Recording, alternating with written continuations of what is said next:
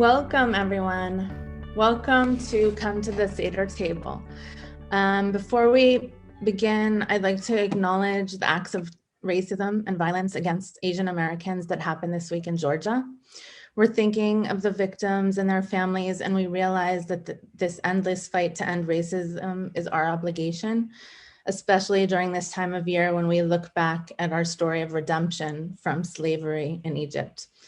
Tonight, we celebrate the diversity of our community through Jewish practice. We're so happy to be here tonight. I'm really excited to be doing this together with my friend Maya Katz-Ali from OneTable. And I really thank her for helping us together envision this event. We felt that this was the perfect match for our organizations because Jewish practice like celebrating Shabbat, having a Seder, studying Torah, these are all central to both HaMaqom and OneTable's missions. And I want to start us off by going back to the story of our redemption from Egypt. Chacham, or Rabbi Eliyahu Bakshi Doron, may his memory be a blessing, the former Sephardic chief rabbi of Israel, explains in a rabbinic commentary from the book of Leviticus that the people of Israel were actually redeemed from Egypt because they preserved their names and their language. He explains, in Egypt, the people of Israel still did not have halakha, Jewish law. They didn't have this framework that spelled out clearly the laws of Jewish life. What kept the people of Israel special and separate during their time of Egypt? What he asks. Not because of their father's musar or moral teachings, but because of their mother's Torah, the mother's language that she spoke to her sons and daughters, and the special traditions that they observed at home kept them distinct. And for this reason, they were redeemed. So tonight we're going to focus on these homebound traditions, the ones that we all can do, the ones that are passed down to us, or the ones that we create and claim as our own. These powerful traditions are what hold us together as a Jewish people, and they're also a wonderful place to find our own voices and connection to Jewish life. So now Maya, take it away. Thanks so much, Tamar. It's such an honor to be here tonight with all of you. I think this is going to be really such a special experience, getting to learn from some of our community members near and far. And I'll just say a little word about OneTable and also HereFor, which is how some of you might have found this event. So OneTable is an organization which strives to help people in their 20s and 30s to begin and sustain their own Shabbat practice. And it's all about finding the right Friday for your week, the right Friday for your lifestyle, whether that's reading and writing poetry, whether that's gathering with friends and watching a movie. We really want to support people where they're at with nourishment credits, Shabbat guides and resources, and different playlists that people can have access to. HereFor is a great platform that OneTable has started to help do outreach about different Passover events.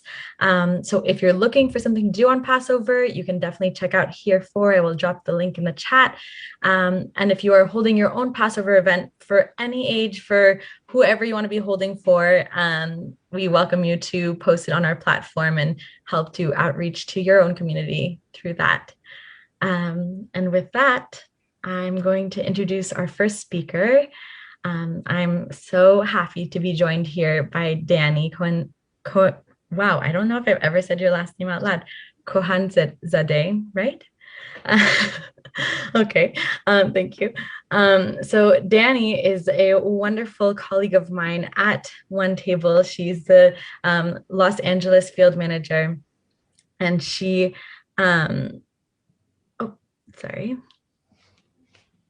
I lost where I was. Okay. So Danny grew up in a warm Persian Jewish home community in Los Angeles and returned to Los Angeles after graduating from Columbia University and the Jewish Theological Seminary a few years ago. She currently works at OneTable, where she founded our hub in Los Angeles. So here's Danny. Thanks. Hi, everyone. Thank you for having me. It's really exciting to be here. I'm seeing many people that I've maybe I've heard your names or I've heard about stuff that you've done with us. And then some of my colleagues, Julia and Maya. It's just exciting to have so many different people coming together. I had hoped, as I was sharing just a few moments ago, I had hoped to have a visual element as part of my presentation. My mom actually, like, annoyingly has taken photos of every single thing I've ever done ever. And it's not until like the past year that honestly I've began to thank her for the photos that she gets to share and the videos. I cringe every time because she knows that I know that I gave her so much trouble for it. And now I'm finally saying thank you. But anyway, she shared a video. It's really awesome. My computer is not cooperating enough for me to share it with you, but it's a video of a Persian Jewish tradition around Passover that maybe you've heard of in the past. It involves the scallions that are part of the Seder table and guests getting up and hitting each other with scallions. This is a tradition that I did not enjoy much, but I grew to learn. I grew to learn where to hide. I grew to learn to wear non-stainable clothing because scallions can stain, and the tradition or the custom is that people are hitting each other with scallions. So I was going to show you a video of it. Now I think I've just described it, and you can probably find out a lot more on the internet about how that happens at other people's tables. What I want to tell you about this evening, I'm going to share a little bit of background on like what I've come to learn about Persian Jewish Passover customs, like a lot of the things that I thought were so weird growing up, and now I kind of understand why they are the way they are. After background, I want to speak a little bit about 3 customs that are really important to me. I'll fit all of them in. And then I just want to say how it is that I kind of came to understand that OneTable, Maya just shared OneTable's mission. And for a long time while working at OneTable, I thought that there is no way that OneTable's mission could apply to me as a user, because I grew up with a beautiful Shabbat practice. I grew up with Jewish observance in my family and in my household. So I was just, working at OneTable. It didn't actually apply to me, or it couldn't actually like include me. And it's really only until last Passover that I came to understand that actually it does apply to me, and I do have stuff to benefit from our work. So a little bit of background is just that I've learned over the past few years from my own research that because of how Passover coincides with the Persian New Year, which maybe some people are here are familiar with, we're just observing Nowruz, the Persian New Year, which is around the first day of spring, because of the way that those two things happen at the same time on the calendar, in the same way that Jews in America maybe have adapted Hanukkah traditions to resemble some of the Christmas celebration stuff. In that same way, Passover for Persian Jews has also come to kind of adopt the Nowruz, the beginning of spring stuff. And what this meant for me was that, like, totally befitting a spring holiday, spring cleaning. Nowruz is a time for house cleaning. It's a time for going around your home and gathering specific ritual items and celebrating in a really extravagant way. There's a custom of jumping over fire, like inviting people into your backyard, creating bonfires, and then jumping over them, which just happened a few nights ago. And it makes sense that would fit perfectly with Passover. At least in my home, preparing for Passover started a month in advance. I wasn't permitted to have friends over literally starting like 30 days in advance of Passover. The playdates were on pause because my mom was in like full spring cleaning mode. Because her custom was not only being like, it wasn't just, oh, we're preparing for Passover, but we're also preparing for Nowruz. And what this meant was walking around the house with a box of Q-tips and cleaning the numbers on the phone pads and going around on the countertops and getting those like little nooks and crannies of crumbs. And I don't want to take so long sharing about this, but I grew up being like, what is this craziness? And it's only until recently that I've come to understand we clean in this way because we're celebrating so many things at once. We're celebrating really, like, with a deep understanding, the beginning of a new season. The other thing I wanted to share about, which was just that the cleaning was always in preparation of 80, my closest relatives coming over, 80 people gathering in our backyard. Those are like my aunts and uncles and their kids, really like just our closest relatives coming over for second night Seder. And every year, I'm seeing the 1 minute warning. Thank you, Lisa. Every year, my parents hosted second night Seder, and it wasn't until last year when, obviously, as many of us experienced, our Seder plans had maybe changed.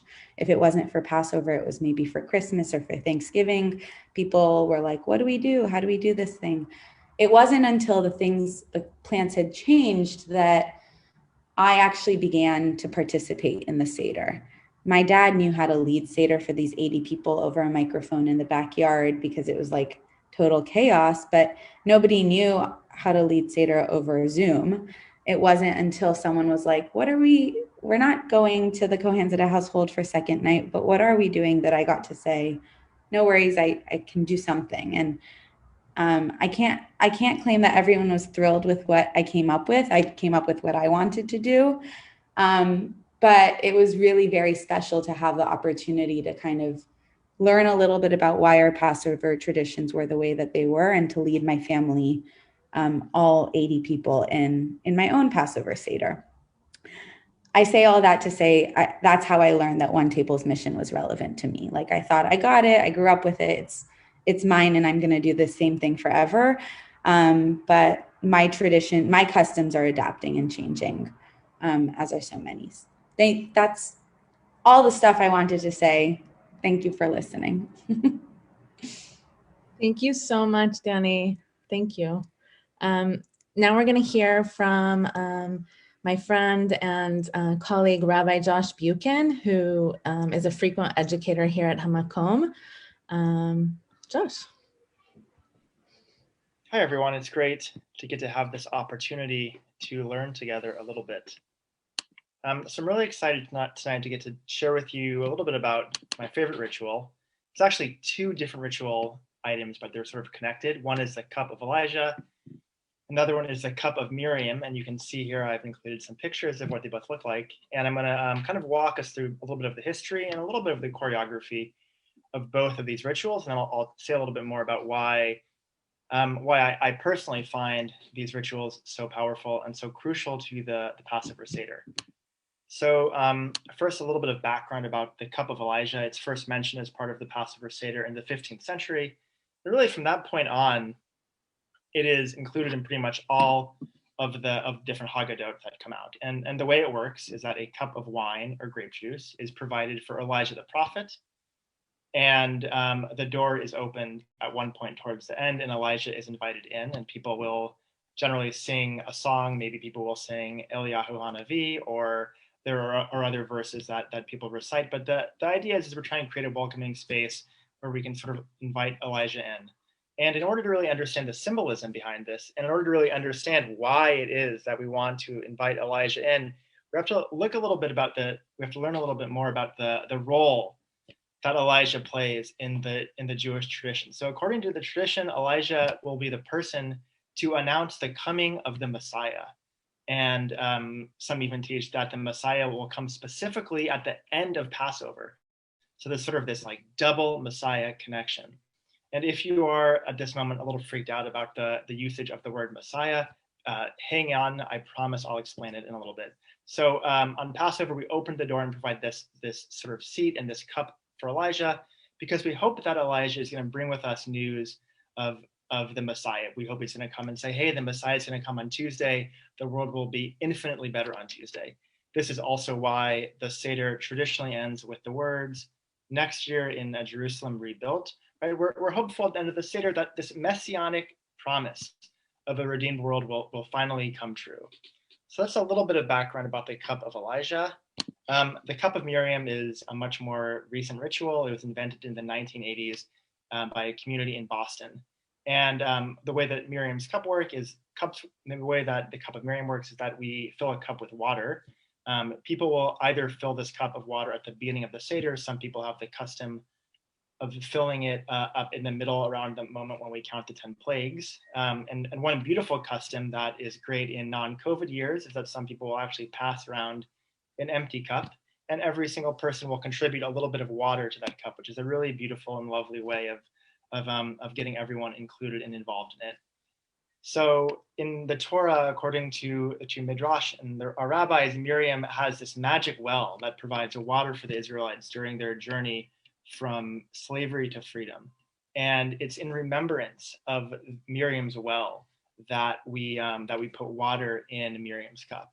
And one way of understanding the Cup of Miriam, which I think is really powerful and really important, is that it's a way for us to elevate the voices of typically marginalized groups in the Jewish tradition, such as women, the authors of the Bible and the rabbis who kind of invented what modern day Judaism looks like. We're living in a deeply patriarchal society, and I think it's really important for us to bring in voices that didn't necessarily feel like needed to be center stage.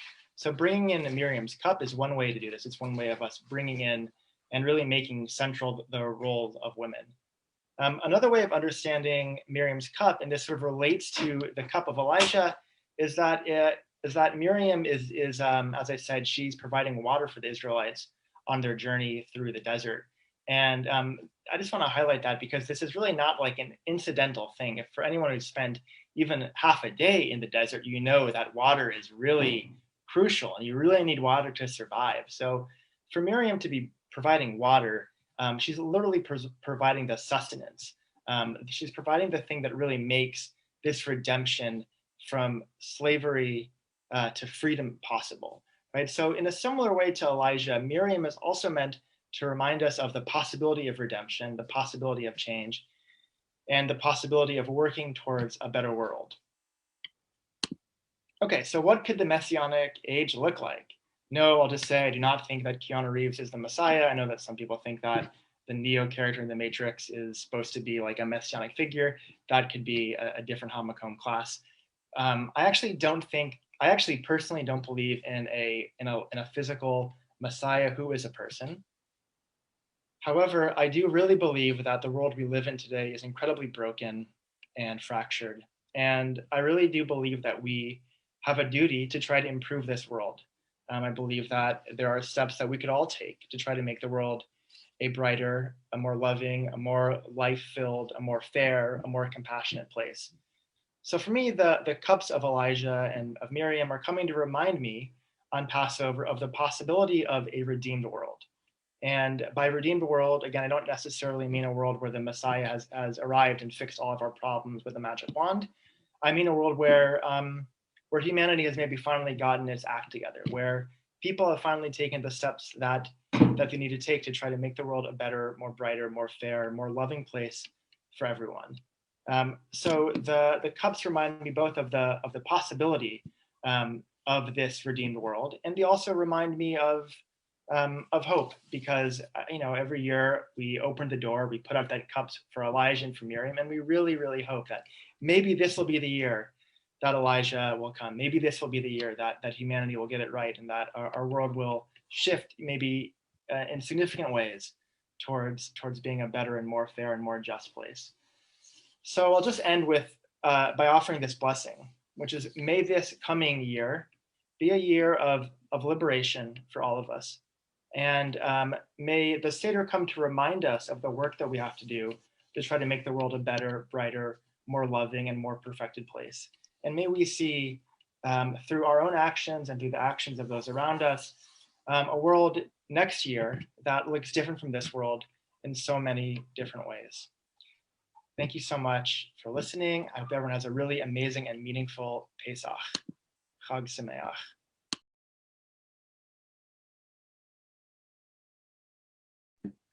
Thank you so much. That was so beautiful. I love learning about these different traditions. I think part of the most exciting thing to me about this whole event is really getting to learn from different people across different experiences and also different age groups. I think that's so wonderful. So I'm excited to hear from more of our elders a little later. So basically, the next person coming up is going to be Reuben Shimonov. And Reuben was born in Uzbekistan, raised in Seattle. Okay, see if we can keep track of this. Raised in Seattle and currently based in New York City. Reuben Shimonov is an educator, community builder, and social entrepreneur with a passion for Jewish diversity. Reuben, take it away. Maya, thank you, Tamar. Hello, friends, welcome. I'm going to quickly share my screen here. Okay, wonderful. Tamar, can you just tell me, you see everything perfectly correct? Or Maya? Yes. Wonderful. Okay. So I'm going to speak a little bit about traditions of my community, Bukharian Jews, Jews with a very deep-rooted and ancient history in Central Asia. We are part of a Persian-speaking Jewish community that has been in the region for over 2,500 years, since the Babylonian exile. And photos, I think, pictures can tell so many stories. I wanted to actually begin with some photos here. This is a photo from almost 100 years ago now of women baking masa in Bukhara, one of the cities in Uzbekistan, in Central Asia, where Jews have a very deep-rooted history. This is another photo. My grandfather, may he rest in peace, used to tell me that the masa that he ate growing up it melted in his mouth. It was soft. It wasn't the Strites Meneshevitz matzah that we have here. There's no reason for it to be hard, right? It can be soft as long as it's under the time limit of, as long as it's, abides by the rules of making the matzah. This is a more recent photo taken in Israel of a Bukharian family in their traditional garb celebrating Pesach. I'm actually wearing the garb as well, the joma. It's this a beautiful robe that we wear during many festivities, but including Pesach, because it's a way for us to feel like royalty. And again, our traditions are very embodied, right? And so we want to really feel like we were in Egypt through different rituals, like putting things on our back, like also hitting each other with towels, not with scallions, but with towels. And I wanted to, as someone who loves history and is deeply connected to how the past interweaves with the present and for my identity, I wanted to share with you this old Haggadah from the Bukharian community. This was published in 1904 in Jerusalem. And it's actually more than just a Haggadah, it's Chukat Pesach. It was a very pragmatic book. It had the rules, the laws of Pesach, how to prepare for Pesach, and it included the Haggadah as well. And it was written by this very important rabbi and thinker, Shimon Chacham. This is him here. There's actually a postage stamp of him, an Israeli postage stamp. He was a very prolific rabbi and translator, and actually printed a lot of even older Judeo-Persian manuscripts. That means the Jewish dialect of Farsi that developed among Jews in Iran, Afghanistan, Central Asia, but written in Hebrew script. And he was one of the founders of the Bukharian quarter, Shunat Bukharim, in Jerusalem in towards the end of the 1800s. So he published this book, Chukat Pesach. This is just a few snapshots of the Bukharian quarter. This is one of the famous synagogues in the Bukharian quarter. I'm wearing the same joma as these folks. And here are some later editions of this book, Chukat Pesach, from 1907 and then 1964. All of them, again, are attributed to Shimon Chacham, it says right here, and they are written in Hebrew and Judeo-Persian, the Farsi dialect of, particularly the Persian dialect of Bukharian Jews. And so here's then a glimpse into the Haggadah, into actually the book Chukat Pesach. Here we're in the Haggadah part. We can see here it says Abadim Hayinu, right? We were slaves to Pharaoh in Egypt. And then there's the Judeo-Persian translation of it, Farsi written in Hebrew script. In that book, you also have the Pirkei Avot, the sayings of our fathers, right? This collection of wise sayings. It says again, Ima Tafsir B'Lashon Farsi, with a translation in the Persian language, and Shir HaShirim, the Song of Songs. Now, both of these, it was a tradition to read these between Pesach and Shavuot, and so they were included in this book. And I want to conclude with showing you a few pages towards the end of this book that has been reprinted many times. It is our version, the Bukharian Judeo-Persian version of Echad Miyodea, who knows one. But this page shows it in, again, Judeo-Persian. This is not Hebrew. It's Hebrew script, but this is Farsi. Yakumin ki medonad, it says. Who knows the first? Yakumin man medonam. I know the first. Yakumin Chudoy Rabul Olamin. The first is God, master of the worlds. And it goes on and on. In later translations, it would also be then translated into Russian script, because many of us also knew the Russian script because of the Soviet Union. This Haggadah is from actually the year 2000. So again, it gets printed and reprinted again. And I wanted to just quickly teach you the first couple of lines in the minute and a half that I have left. And then we'll listen to a clip and I will pass it on. So here's how it goes. Yakumin ki medonad, Yakumin man medonam, Yakumin Chudoy Rabul Olamin. Do you mean ki medonad? Do you mean man medonam? Do you mean dulaf higafar? Yakumin Chudoy Rabul Olamin. Say you mean ki medonad? Say you mean man medonam? Say you mean sepadaron? Sepadaron, the three fathers. Do you mean dulaf higafar? Yakumin Chudoy Rabul Olamin.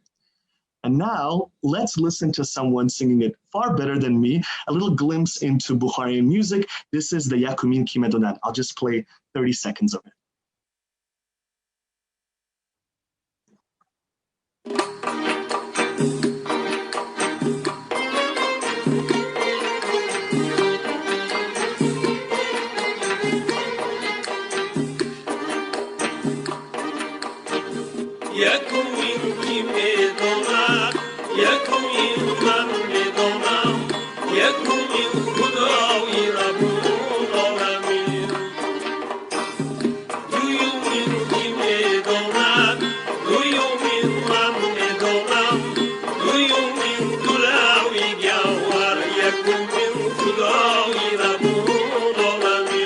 Folks, I wish I could share more, but we're going to move on to the next presenter. Thank you. Thank you. Thank you, Reuben, so much. I'm speechless. I'm so happy to hear these beautiful traditions. And, you know, each one I'm thinking about the different ways I can incorporate them into my Seder this year at home. So thank you so much. So we're gonna hear now from my friend and colleague, Marilyn Paul. 1 second. Marilyn is an organizational consultant and change agent who is passionate about sharing energizing ways to bring Jewish wisdom into our lives. She also teaches a really great course about Shabbat practice here at HaMaqom, and she is the author of several books. One is entitled, "It's Hard to Make a Difference When You Can't Find Your Keys." Marilyn. Thank you so much. It is amazing to be here and to be learning so much, things I never knew about Passover. And I wanted to share two things. I wanted to just talk about preparation and build a little bit on what Danny said earlier on about cleaning. And cleaning for Passover is a great tradition, but also something we think maybe we don't really want to do it. But some of our teachers say that as we clean the house, or as we clean out a drawer or a closet, at the very same time, we can be cleaning out our heart. We can be cleaning and moving and lightening up. We can be letting go and lightening up. So when we're cleaning, we're looking for chametz. what is chametz? It's the crumbs, it's what's puffed up, it's all those little things we're looking for to make sure our house is really clean. There's also a teaching that says chametz, the Hebrew chet mem tzadi, stands for chayav, muchrach, tzarich. And that means the things we're obligated to, the things that we must do, the things that we need to do. And it's, in some ways, in this teaching, it's a form of slavery, of stuckness. And my teacher says, imagine that if you took all that chametz, all those things that you are obligated to, and found a way to step into a sense of agency, even volunteering to do them. And what would that be like for you, moving from a sense of slavery to all those obligations, all those things that my teenage son says, who wants to be an adult? But there's a way to take things on with a sense of agency. So that's a little bit about freedom from. But there's another type of freedom, which is freedom to. And I want to just see if I can share. So in my family, what we do is we ask a number of questions as we're preparing for Passover. We ask, what does freedom mean to each of us this year? Where do we personally feel stuck? How do we keep ourselves stuck? What are we enslaved to? What are our addictions? How can we free ourselves this year? What can help us actually take this moment of the Seder and enable us to free ourselves? So, is it possible to have a conversation that could free us? Well, growing up, my dad was a psychiatrist, my mom was a psychiatric social worker. So they deeply believed that conversation was profoundly freeing and brought that to the Passover table. So let's look for a moment at what is happening at the Passover table. And we get to a place in the Haggadah, which is quite arcane. It is told that Rabbi Eliezer, Rabbi Joshua, Rabbi Elazar, Rabbi Akiva, and Rabbi Tarfon sat all night in Bnei Brak, telling the story of the departure from Egypt. So we're called upon to be just like them and sit all night telling the departure of Egypt, but we aren't in Bnei Brak. But in this teaching, we are Bnei Brak. One way of thinking about Bnei Brak is the children of lightning. Bnei Barak. Barak is lightning.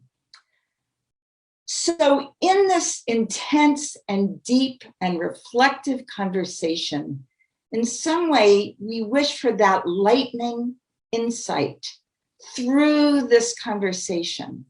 And that is why that place, Bnei Brak, is mentioned, according to this teaching, in the Haggadah, because we can bring that quality of conversation, that quality of listening, that quality of speaking.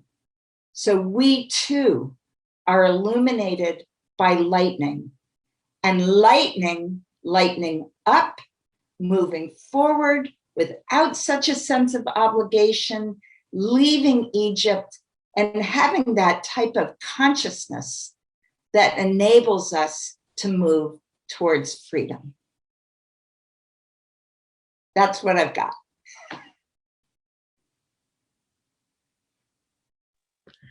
Yeah, I'm seeing so many people doing different types of clapping. Thank you so much. That was such a beautiful and enlightening experience to really think about and ponder over. I appreciate your sharing. Thank you so much. It's so good to be here. Thank you. So it's my pleasure to introduce next Zeb, and a little bit about Zeb, as well as being a wonderful OneTable host who we really enjoy having in community. Zeb is a presidential scholar at Pacific School of Religion in Berkeley, completing his Master's of Theological Studies and a certificate in Sexuality and Religion. His research focuses on translation and embodiment. Zebulon Hurst, thank you. Thank you all. Just a little preface. I had my camera off earlier. I'm a little Zoom weary today, so but I've been present, and it's been such a great time to just hear everybody's thoughts. Let me just pull up my stopwatch really quick. Instead of using a traditional Haggadah, I have started a new tradition for myself during Pesach. My favorite part of the Chag is preparing and eating food after spending hours in the kitchen. And afterwards, I like to prepare a massive plate and sit in front of the television. Last year, I lived in campus housing and invited my housemates to watch Nina Paley's hilarious and moving animated film, Seder Masochism. As many of them had never attended a Seder before, the film was an accessible way to both observe and participate in the tradition. This year, since I live alone, I've chosen the film Lovers Rock, directed by the amazing Steve McQueen, to be my text for the Chag. With a stunning Black cast, this 70-minute film is set in 1970s London and soundtracked almost entirely by Mercury Sound, a group of friends who collectively DJ a house party. I decided to use this film after reading about why Shir HaShirim, the Song of Songs, is meant to be read during the Shabbos falling during the observance of Pesach. According to the precedent of rabbinical thought, the lovers in the Song of Songs are a metaphor for the relationship between the divine and the Jewish people. The aforementioned film's title comes from one of the first conversations between Martha and Franklin, two young people who bond over their shared appreciation of musicians like Janet Kay and Louisa Marks, among others. These vocalists perfected the art of the ballad, thereby earning identification as lovers. I would like to invoke this intimacy-infused metaphor as one that includes all peoples and all divine energies, especially for us as Black people, and manifestations of the divine that reflect our Blackness to us. To this end, I have also chosen to review Michael Twitty's beautiful Seder plate and appreciate his presence as a Black American Jew and culinary historian. What, if any, sensations overlap within our bodies as we imagine proximity to the divine or to a lover? How about intimacy? What about conflict, separation, or resignation? When lockdown began last year, it was about 6 months after I relocated to the West Coast for graduate school. Since I'm an introvert who takes a while to make friends, I had not quite chiseled out a community for myself before COVID arrived in the US. As a queer and transgender Black Jew, it's important for me to feel represented and reflected, especially in these embodied rituals that demarcate the passage of time.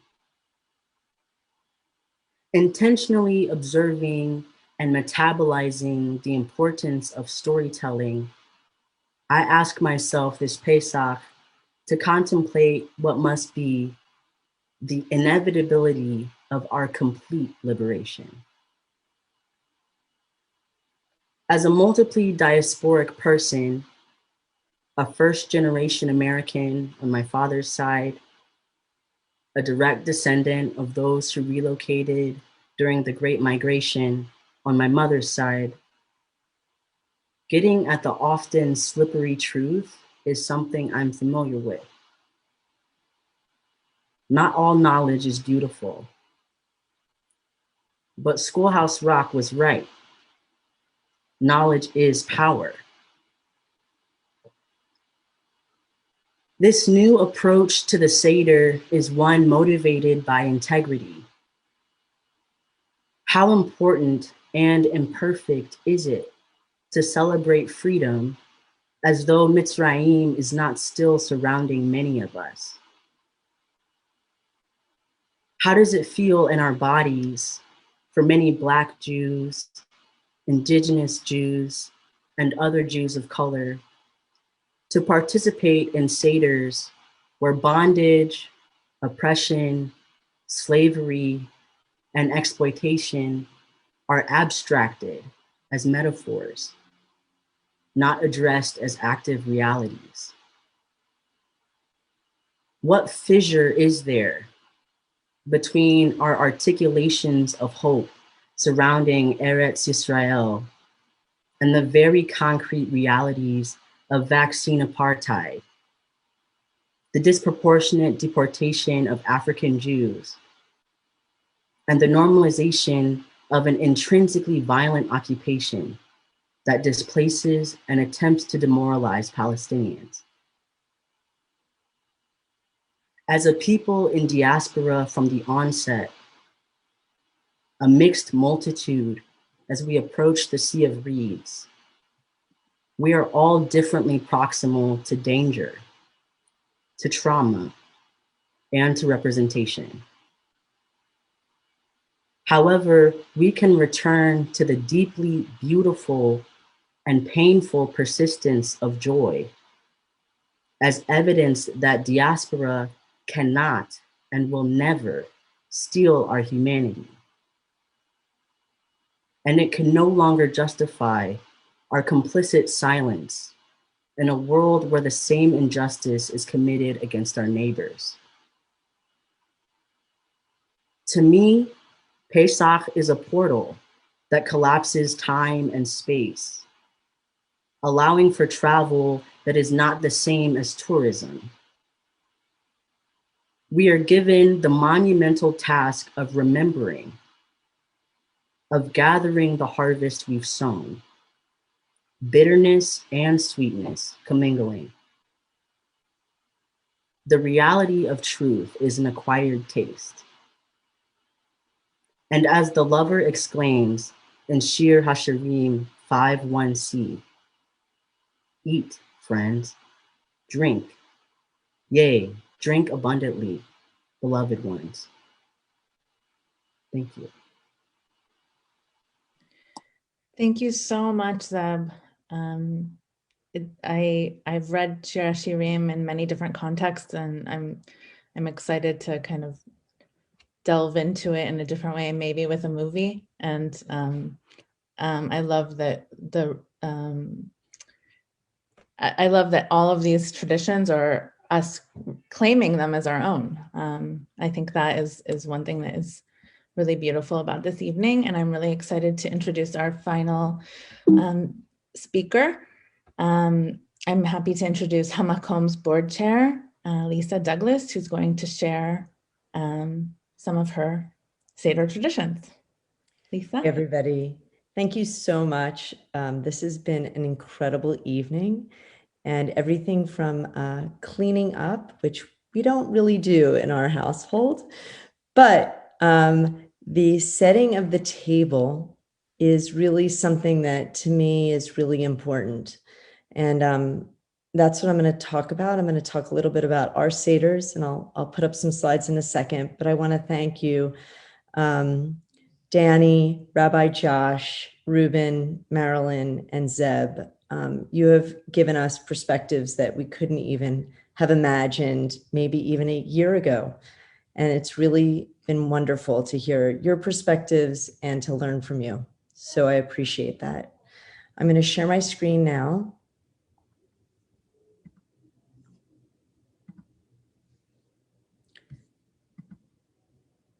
And I'm going to walk you through our family Seder. Lots of families get together, all around the table. And this is my son, Ari. The first thing, and I think Marilyn talked about this, just setting the table is really important. And to me, that's being religious and being part of and really celebrating Passover. Nobody's come.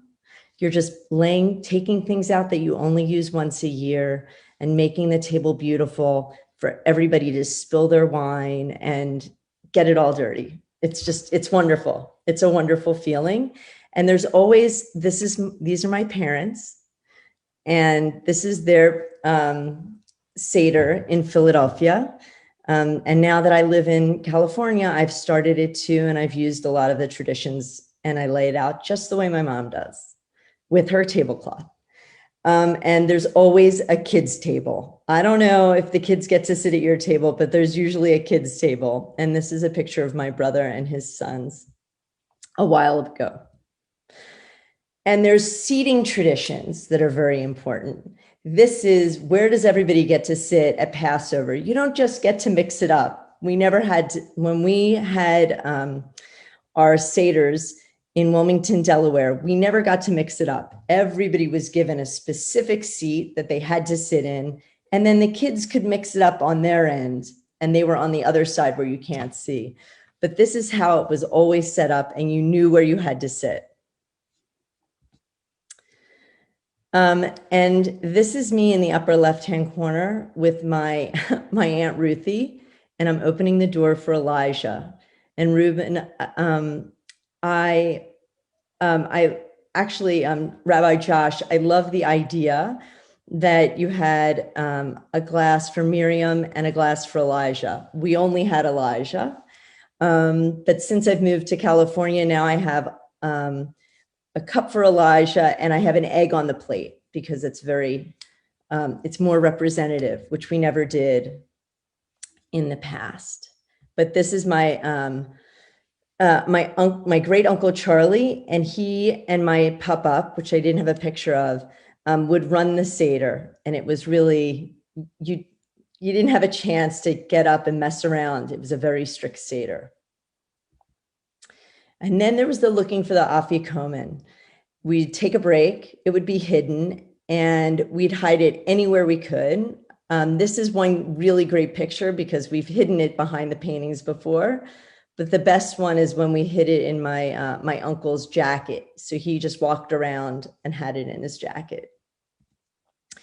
And we always break and we do a few songs. And I had my cousin Jay sing a song for us, which I'll play in a second. But we would sing we sing Dayenu. Jay will sing Haggadah, but the best was Echad Miodea, and everybody had to sing a line. And every year I was like, oh, I hope I don't get a line. And my mom would always sing the second to last line. And I've written it here just in case my mom wants to pop in and say it, which I'm sure she doesn't. But here's my uncle. Here's Jay. We call him Uncle Jay for my children. We're going to play this, I hope.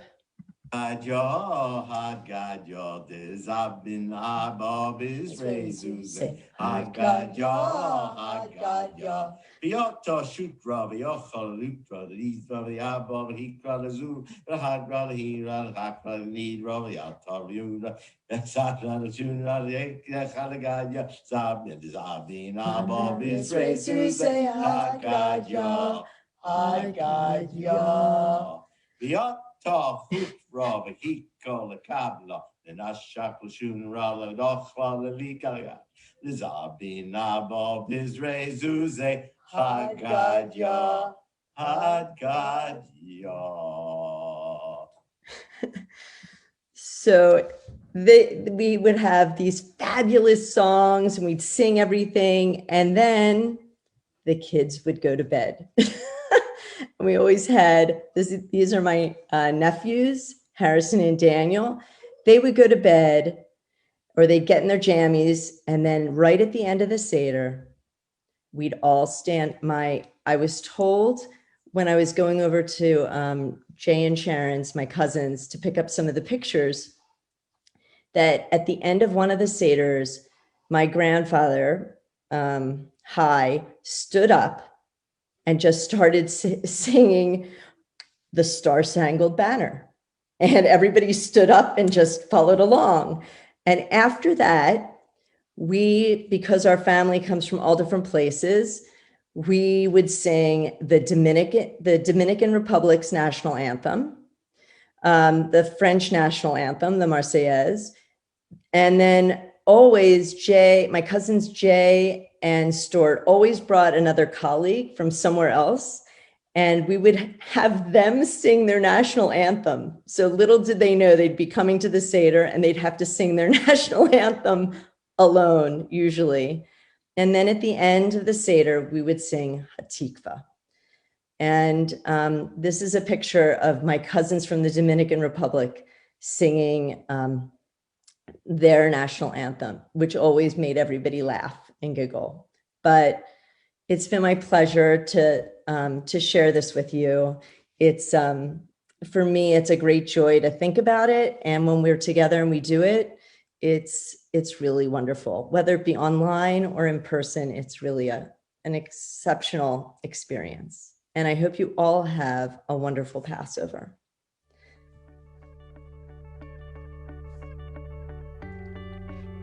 Thank you so much, Lisa. I just wanted to thank everyone who presented.